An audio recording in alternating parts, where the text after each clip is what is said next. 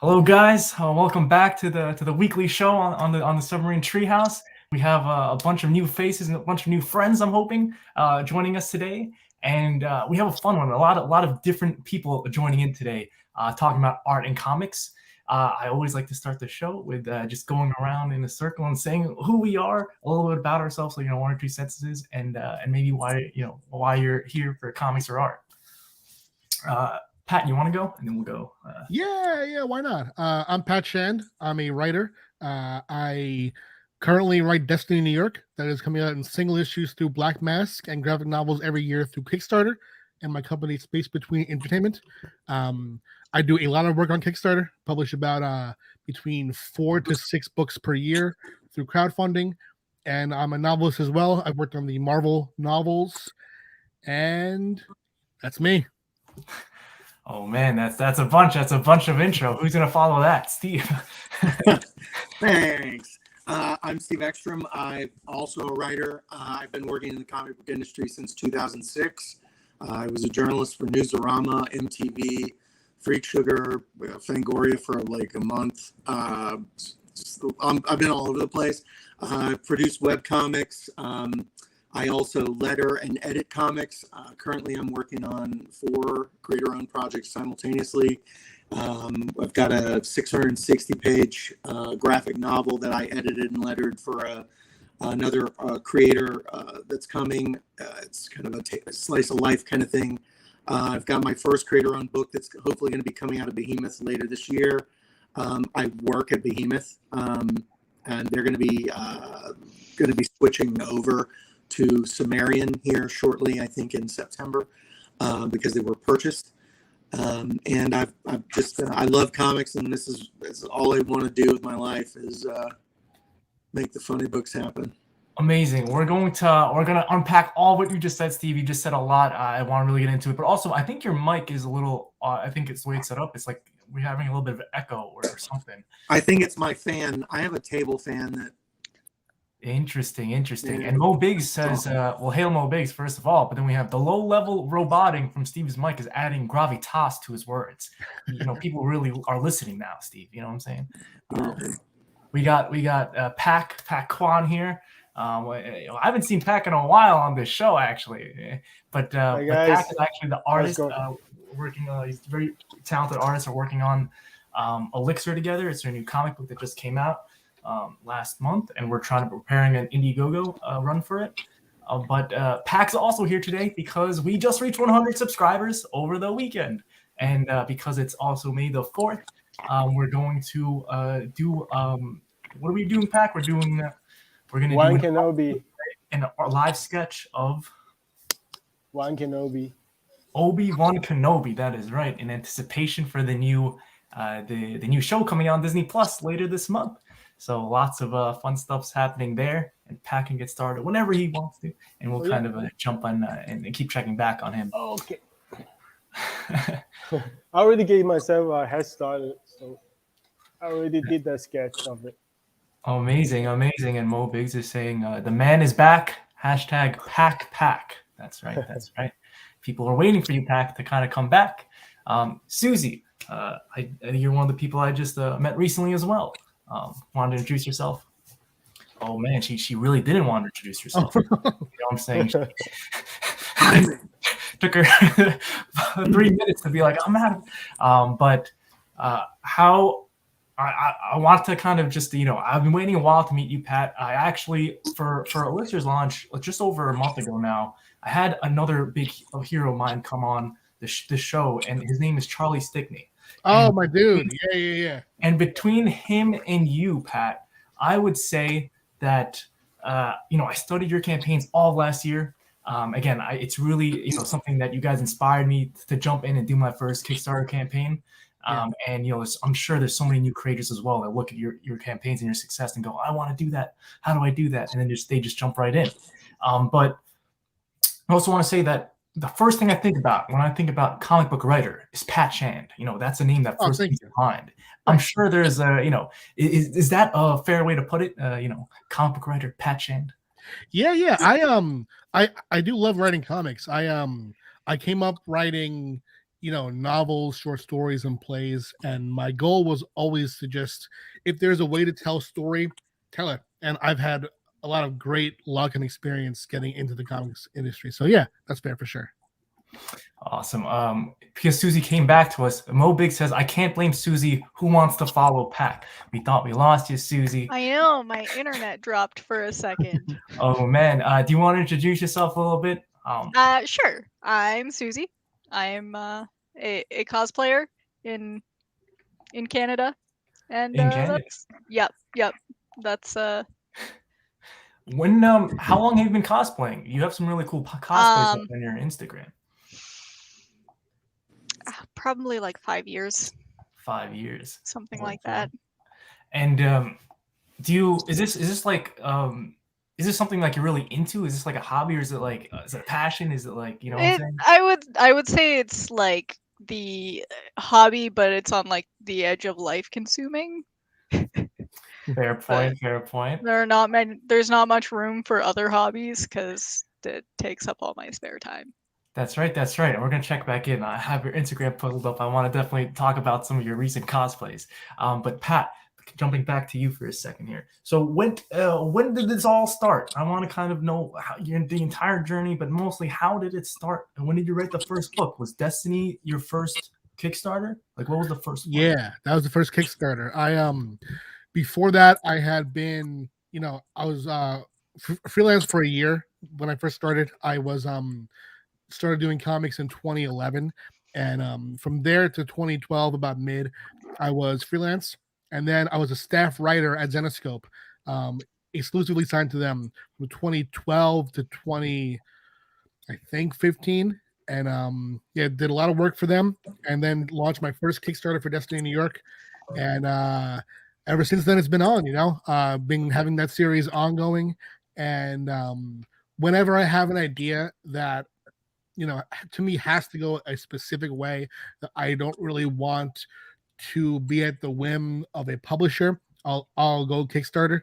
And for other series, I'm definitely still open to working with publishers. I have books through Black Mask, through Scout now, and but no, Kickstarter has been my main grind for 5 years now. Yeah. Wow, that sounds about right. I think everybody kind of knows you as the Kickstarter guy. We just had Madeline Holly Rosing here last week. Yeah. And she made a bold claim, which I believe that she has the longest running series on Kickstarter for a comic book. Is that something you're going to contend against, Pat? Or I mean, maybe. I don't know, because there's that what I would think is the longest running one, just off the top of my head, because I don't know if they started on Kickstarter is why, but that Girl Genius book, I don't know who does it, but I always see Girl Genius, and I look at that, and I'm like, wow, they've been doing the indie thing for a long time. So I don't really think about numbers as far as that goes, because, when it comes to page count, Destiny New York is crazy up there, and I really only try to compete either quality-wise or content number-wise with myself. I always try to make each year bigger than the next, which all creators here probably know is kind of hard considering the current printer situation. There's paper shortages, there's printer delays, and that is a nightmare right now. But yeah, I always just try to look at myself and to outdo myself. I don't really I want everyone to do equally well. So yeah. That's a great way to put it. It's a great way and I think we all know as indie creators right now is a terrible time to kind of make books because of this paper shortage, and again it's just everything across the board, all the prices are just raised for production. It's a great and terrible time, because right now people are, I think that you have a greater chance now to succeed crowdfunding than you did 5 years ago. I think that when I was cutting my teeth, there were books that I was doing back then that would have been monsters now, that were really hard to fund back then. Now is a great time to fund. It's just it's a more difficult time to fulfill. That's a good way to put it. How many books? I saw you made a post yesterday or 2 days ago that you have like maybe 6, in the pipeline, 5 or 6 in the pipeline. But Yeah. how is that going? Like, you're trying to do like how many this year, and how many do you think you'll be able to get out there? I'm trying to do let's see, Destiny 6, a spin-off, Cheeky, Smoking Through the Future. I'm trying to do 5 more this year, for a total of 6, which will be my biggest year so far. And I want each year to have 1 more. And yeah, it all depends on the port. Right now it isn't just paper. And this probably, I'm not sure how interesting that this is for people who are trying to aspire to the craft, but key in for sure, because this is, it's very impactful. Got the spotlight here, Pat. Go for it. Yeah, it's very impactful. Printers right now, there's a paper shortage, and when you that's mostly domestic, but also does impact international. But the problem is when you print international, not only is there a paper shortage, but there is a slowdown at the port because they have a lack of personnel at the port. So right now, my most recently printed book, Thirsty, has been at port on a boat, unchecked, since April 2nd. Which normally that book would be in my hands the following week, and I would be well into shipping it. And as soon as I start to ship a new Kickstarter, I'll launch a new one too. So I would be tens of thousands of dollars into funding a new Kickstarter while shipping this last one. So it's a major financial burden that we creators have to really wait for these delays that have we have no way to know when they're going to be done. And has international shipping changed for you? The cost? From bringing the books into the US that you're printing. Yeah. It's more, and I would be willing to pay more if they were quicker, but now that's been an issue, because you always, the reason that you go international is not for speed. It's because it's more affordable. But when that stops being the case, when they keep adding to the price, and when it becomes, the fact that my book is still not in my hands is stopping me from doing those 5 more campaigns, that might make 2022 a 3 or 4 campaign year, which would, cut like $100,000 out of what I'm doing, which is out of your net. Yep. It's a major problem. But yeah, so that's a major thing that indie creators should key in on if they're handling their own printing, is that there are both problems with domestic and international right now, which, for creators, especially new creators, could be an existential problem. I agree. I don't know if you know this, Pat, but I am going for something crazy ambitious. I'm trying to release 12 books this year, 1 a month.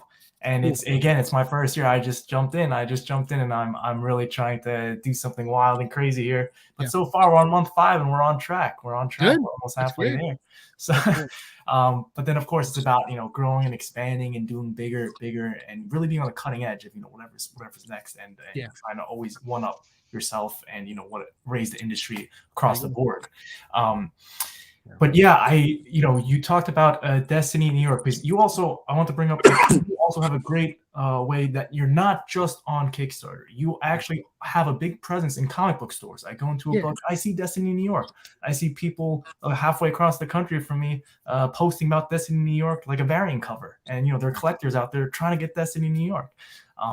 How did you go about that, and how was like the way that you're thinking about attacking the direct market? How's that changed over the years, or is that something you've always wanted to do, or you're doing more now? Or I mean, it's honestly yes to everything. I have always wanted to be in the DM. I pitch constantly to publishers, and with the Kickstarter books, those are books that publishers normally come to me about. I was approached by 3 different publishers about Destiny New York. And that's because looking at the book, right, I have what amounts to 36 issues of the main title done. I have beyond 50 if you include spinoffs. So that is looked at as this, there's no work needed. A publisher could come in and put out, 3 years or more worth of content I've already done. So that was kind of a no-brainer when it came to publishers wanting it. But pitching it, pitching me the right way to do it was difficult, because what I wanted to do was find a publisher who would put out single issues with my input as far as covers go and as far as a release strategy, but not impact what I'm doing as far as my graphic novels, because I want every year, no matter what, there to be a new volume on Kickstarter for those who follow in the graphic novels. So that has been the case. Black Mask has been great in not interfering with what I'm doing as far as that. And what is even more attractive is that they are willing to fund spin-offs that we'll do that aren't yet kickstarted. So right now they've been putting out the main title through single issues, which is cool. That gets the title to people who wouldn't be on Kickstarter. But now, looking into 2023, we'll also be doing an original title in that universe that will be in the shops first, and then we'll have a Kickstarter version later on. That's amazing. And if you guys just saw, I was scrolling past Pat's entire Kickstarter portfolio. That's why when I say comic book writer, I think Pat Shand. I think a lot of other people do too. I just want to check in with the chat here. Mo Big says, sometimes I wonder if Armand is even wilder than Pac. Maybe. 12 books. Pac is always doing something. You know what I'm saying? He's always doing something. And right now he's, of course, drawing Obi-Wan Kenobi. Anybody in the live chat, stay around if you want this. We're going to give it away. All you have to do is be in the live chat and up for grabs at the very end of this show. And let's see what else. General Piggy, how are you doing, General Piggy? Salutations. And then, it's something that, me and Pac are trying to do. We want to always give back. This month, we've been doing this for a month now, the show, and all 100 subscribers. We're excited for the growth. And of course, and making more comics and keep on, growing our fan base and audience. I have so many more questions for you, Pat, but I do want to jump over to Steve.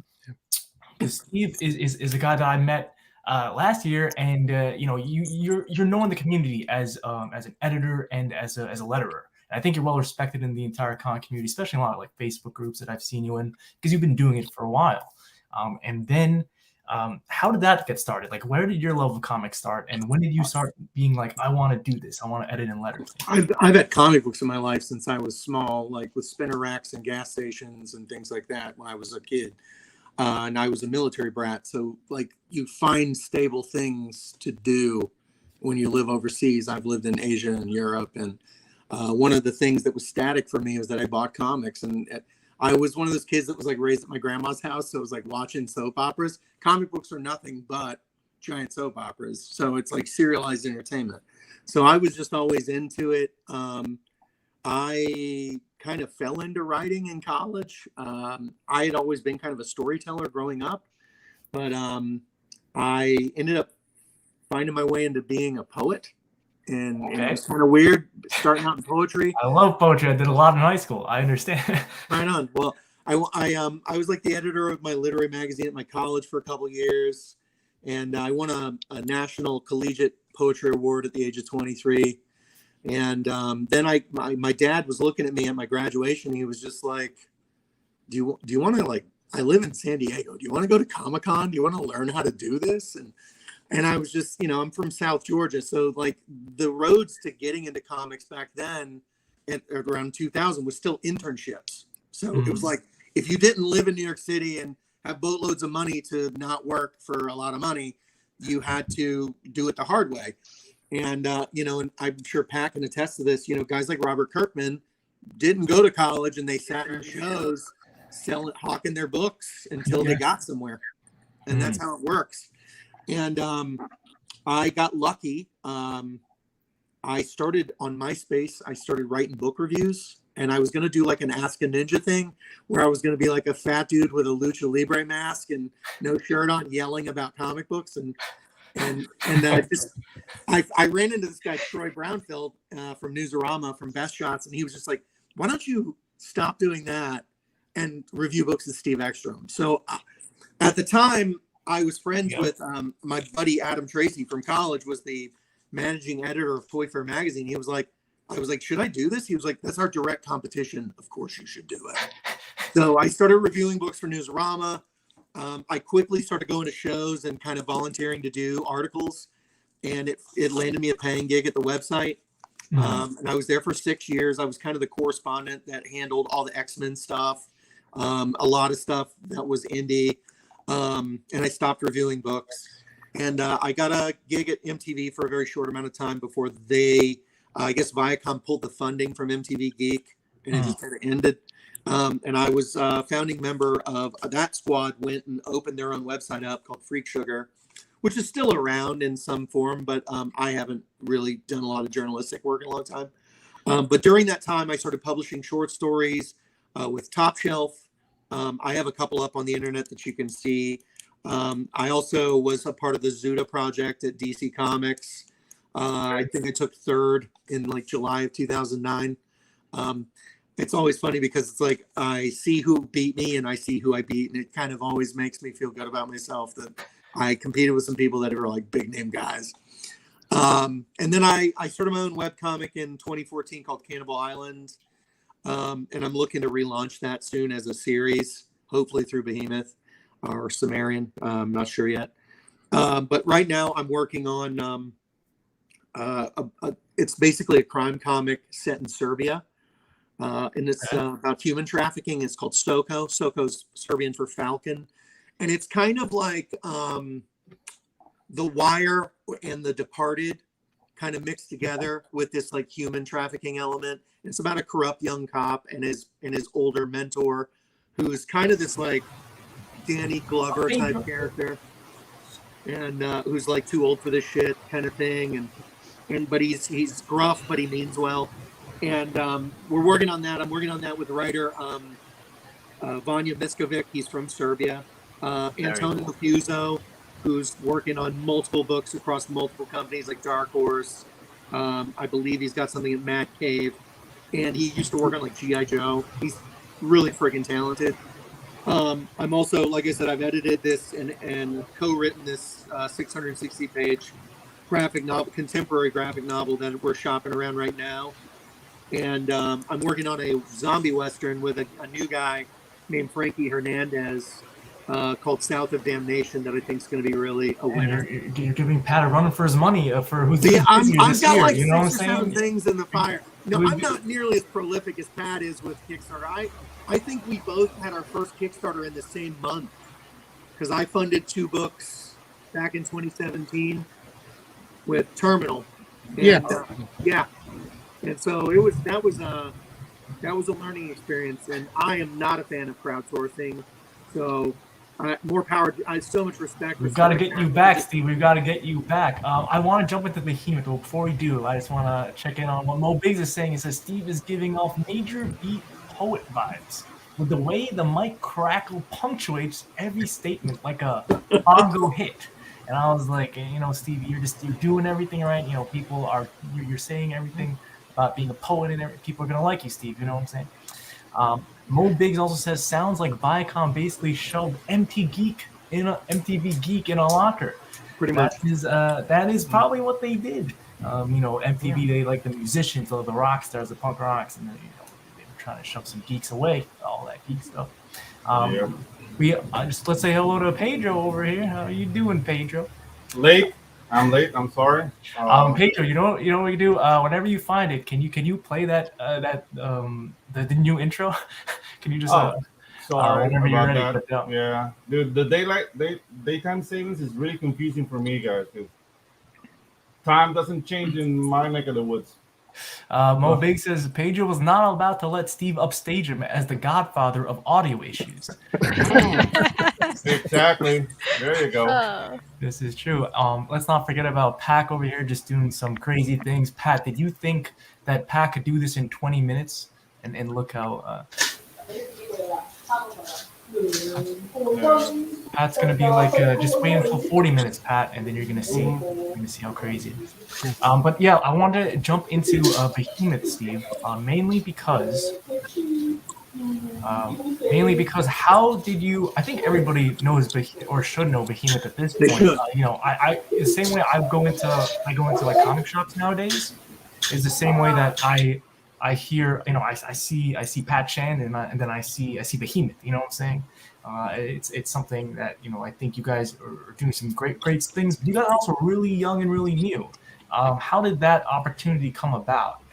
That you started working. That actually came along through a friend of a friend, and I'm a friend of mine, Mark Bertolini, who is also this like lightning rod of creativity, approached me about lettering his graphic novel, and he wanted to introduce me to Nathan Yoakum at Behemoth.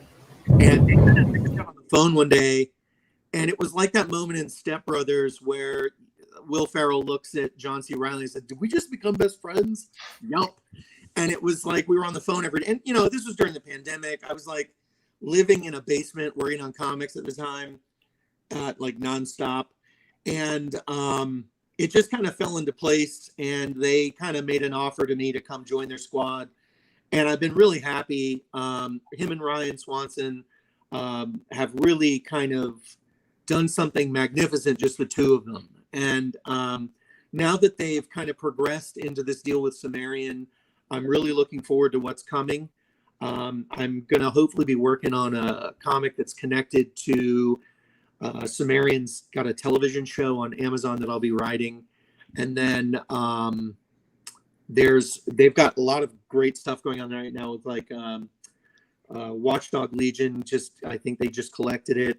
And Vermilion seems to be like something that's really hot right now. And it's flying off his shelves. And my boy Ruben Romero, I'm going to plug him because I love this kid's hustle game. And we met at New York Comic Con last year. And I was just like, I feel like I know this guy. He's got a book called Illusion Witch that's coming out. Illusion Witch? I know him. him. Yep. And him and Rolam. I know all of that crew. Yeah. And Rolam and Scarlet Ranger. But you mentioned, well, first of all, you're going to be at New York Comic Con this year. That's my question for you, Steve, because hopefully I'm not sure. That's up to Behemoth. I really haven't. They're kind of in transition right now because of the acquisition from Sumerian. So everything's kind of up in the air. Like I'm hoping to have a position at Sumerian, and I don't know what that is yet, and I don't know that I should be talking about it. That's right. You said we should not talk about it, but I'm going to just say the headline. I just want to say the headline here is Sumerian Records and Films acquires comic publisher and gaming company Behemoth. This was in Deadline about a month ago. We can talk about this because it happened. You know what I'm saying? Yeah. I just don't know the particulars for me. Yes. So I'm kind of I actually had a phone call with Ash, who's the owner of the company, for the first time. We just kind of talked for like 25 minutes. And I feel like I hit it off with him. He seems like a really good dude. And I really like some of the stuff that he's created, like Paradise City on Amazon and the movie American Satan that's tied to Paradise City. It's kind of just this like bonkers, surreal movie about a rock star band that kind of has a Faustian deal with the devil and to become famous. And it's a horror movie. And it ends on a really horrific note. And then he's taken the movie and he's transitioned it into this like dramedy that's about the band recovering from this movie.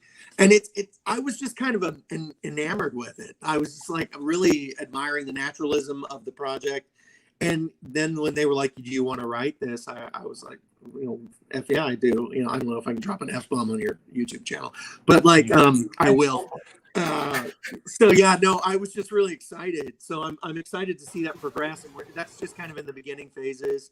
I'm also slated. I'm loosely connected to a true romance comic that we're looking at making, and I'm not sure where that's at yet. I submitted a pitch, and I was kind of like the guy that they were looking at. So I'm kind of hoping that pans out too, because I absolutely love that movie.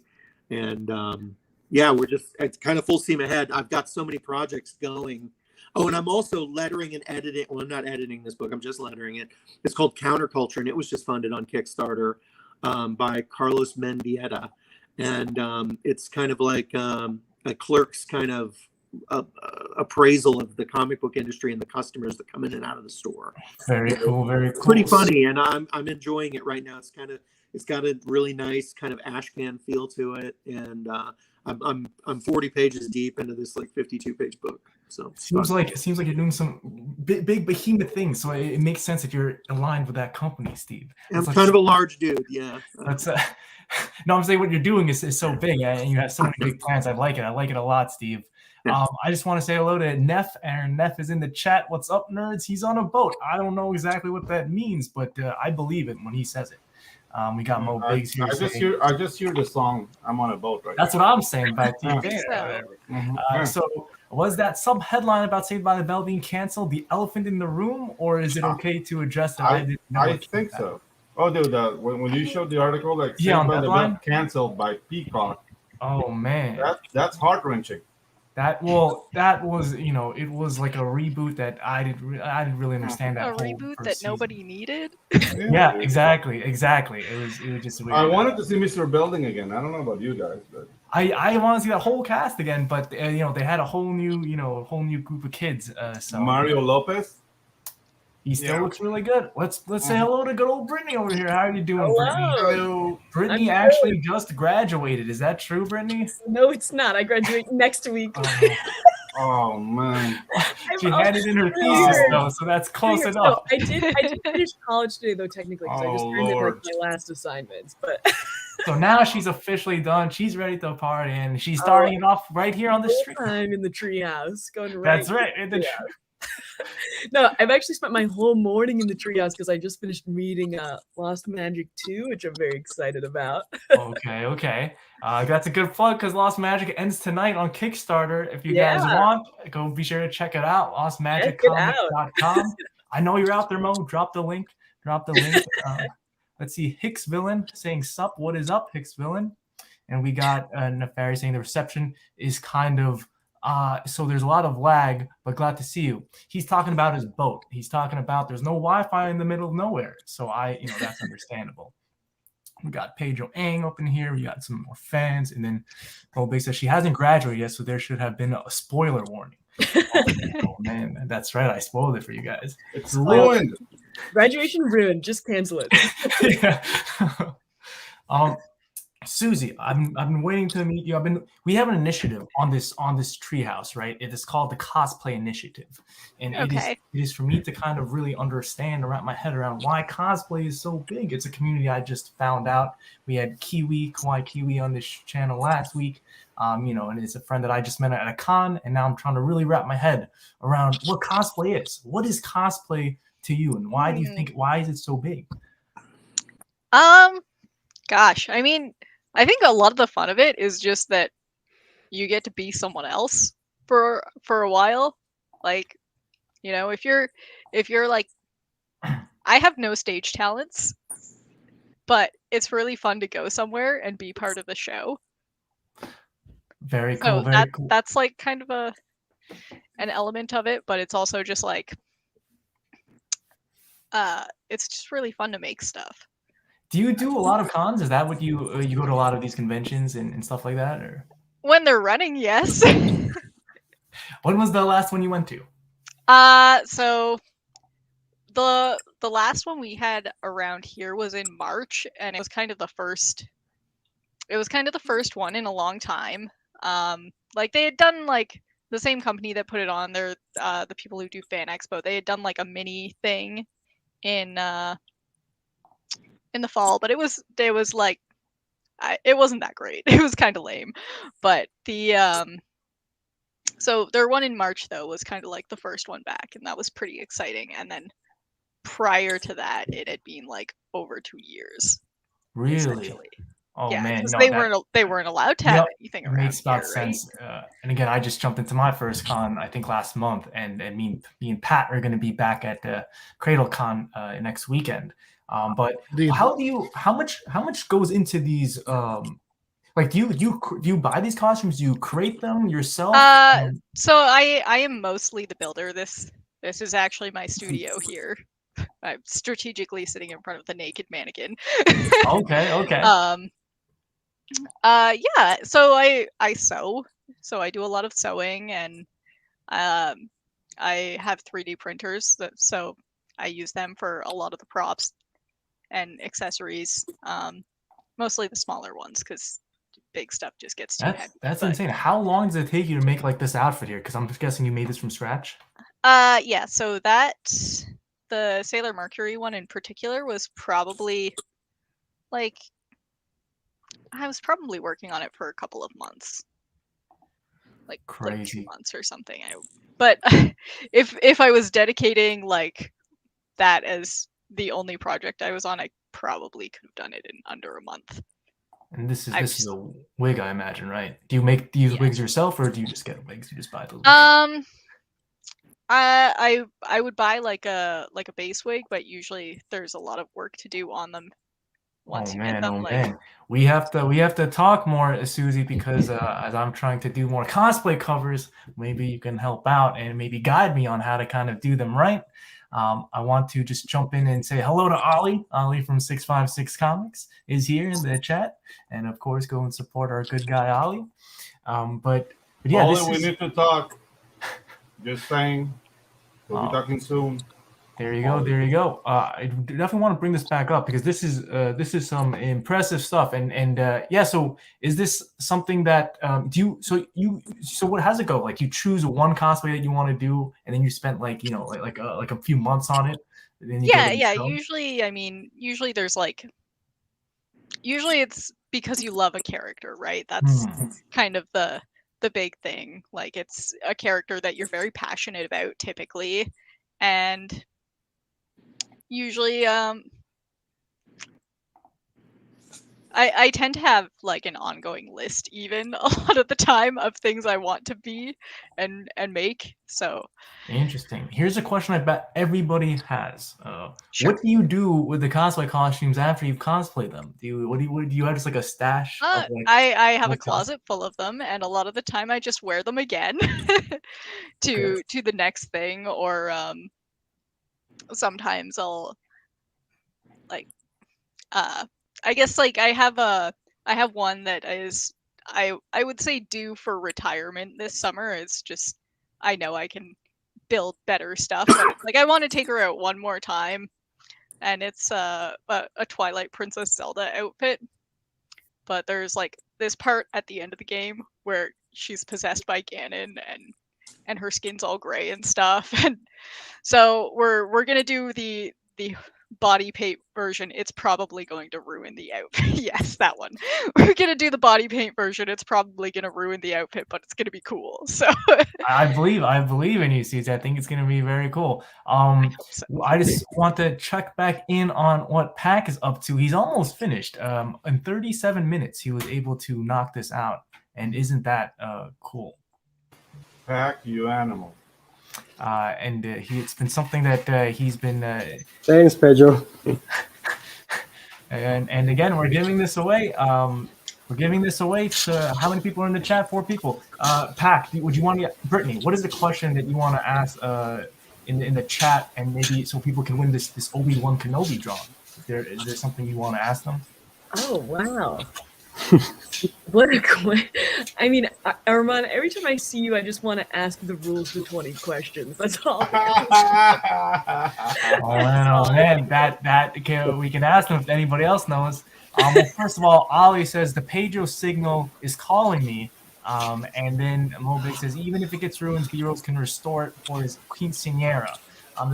So Suzie, I don't know if you know, there's some lore here with B-Rose, and if his campaign gets to 10K on Indiegogo, he is going to wear a dress, and we're gonna, and he's gonna have his quinceañera celebration. So it's something that we're everybody's very eager. He's on the cusp. He's at like 9,700. He's like $300 away, and we're gonna get him. Be amazing. We're gonna get him there, and maybe Suzie, we can touch base. We'll talk about how to get B-Rose a dress.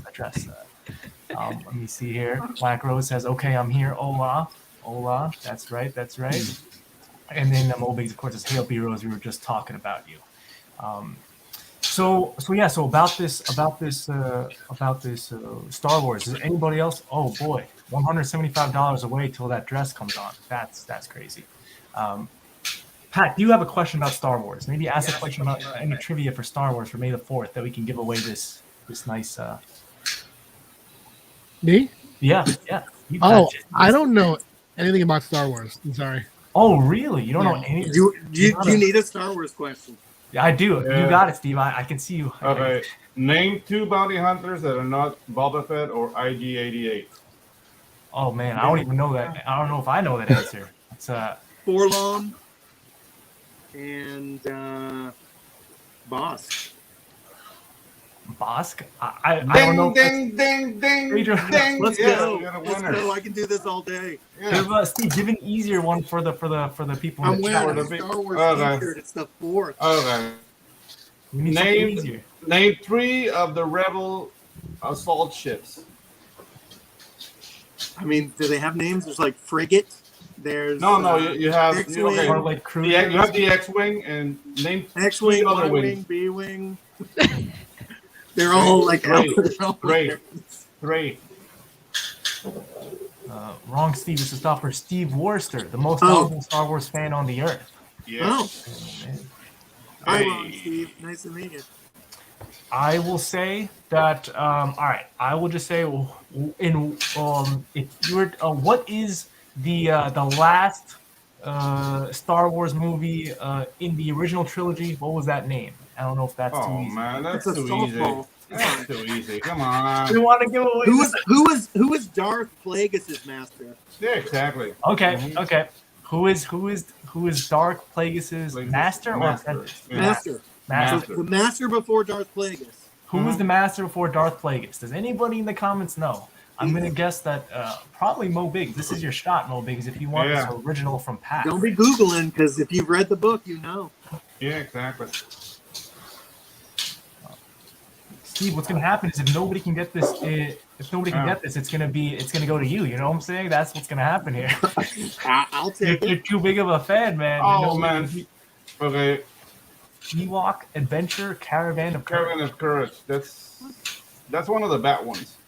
That's This is from the Darth Plagueis novel that was the last Del Rey book released in 2012 before the mouse took over Star Wars.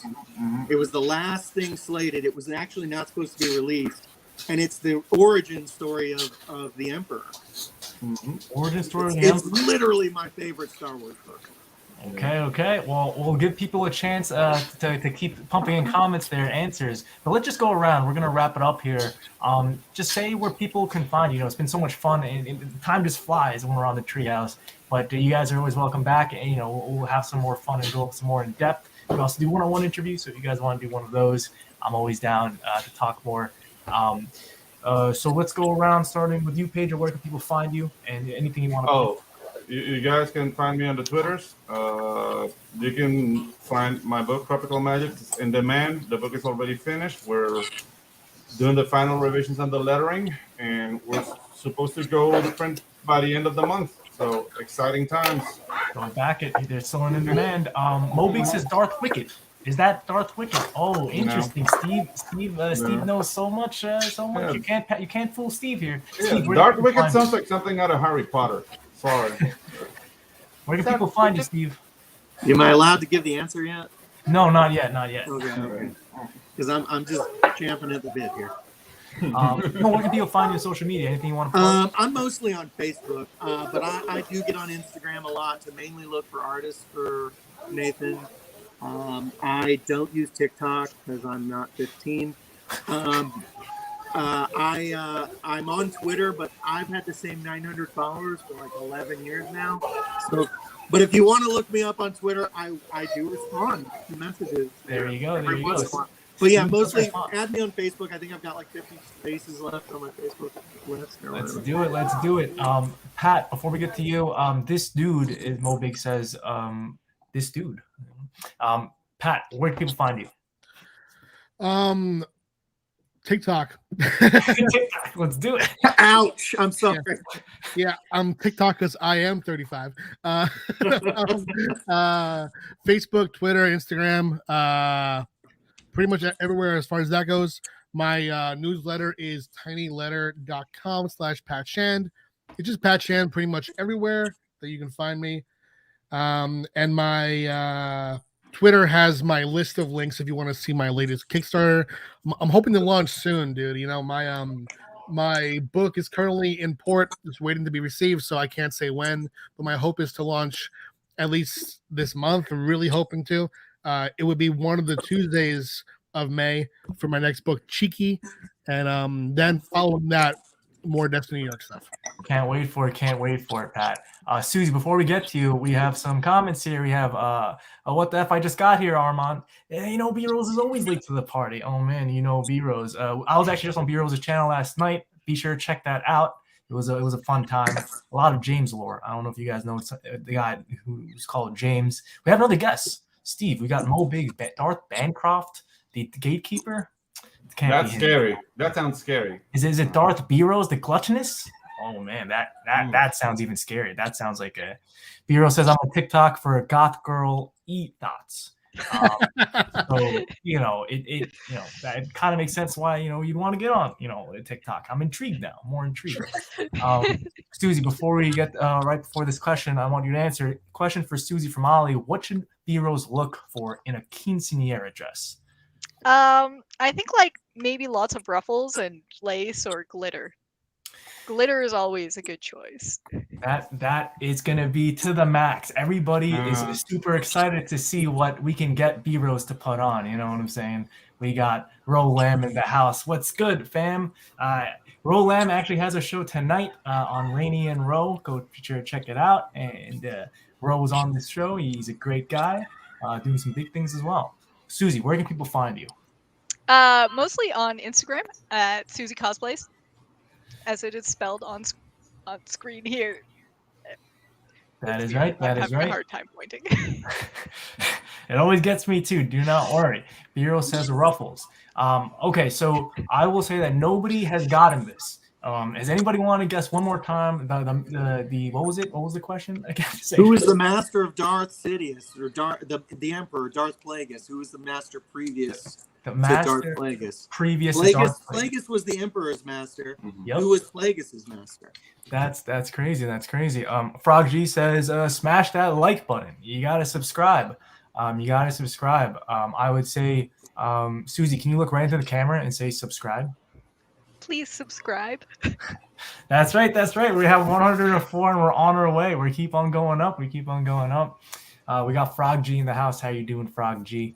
You just say, hey, saying hi to everybody. Frog G capped the very end of this, and we're about to wrap it up.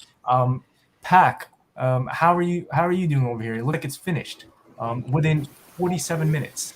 It's not quite finished, but almost. I'll finish it after the show. So. Very cool, very cool. This is what I'm going to do. I'm going to put everybody in the chat's name in a raffle. And whether you got the answer right or wrong, I'm just going to put in a raffle, a random generator, and we're going to pick a name out of a hat, basically. And we're going to give this away. Steve, I will include your name. I'll include your name in this, too. Yeah. Why not? Just because I know you're a huge fan, and we want to kind of give it. Let's see. You're killing me, Steve. I don't care. I can't even bring myself to Google it. What was the answer? There you go. Tenebrous. There you go. Oh, man. Oh, man. Well, that's a great way to end it. I am a nerd. Darth Treehouse, happy at Star Wars Day. At least it wasn't like a Rakata Empire question. That would have been extreme. But yeah, that was. And everybody wish Brittany a happy not birthday. What did they wish you when you graduate? What are you gonna ruin now? Welcome to Thunderdome. It's all downhill from here. Yeah. Yeah. What did they graduate you, Brittany? Just congratulate Brittany. That's all you need to do. Comment down. Happy graduation. Just tell me I'm great. Yeah. Tell her she's great. Congrats, That's right. Brittany. That's right. Thank you guys so much for coming Congrats, on. It's been a pleasure. I've had so much fun. And Mo Biggs to end it off. Congratulations, Brittany. Yes. Have a great night, you guys.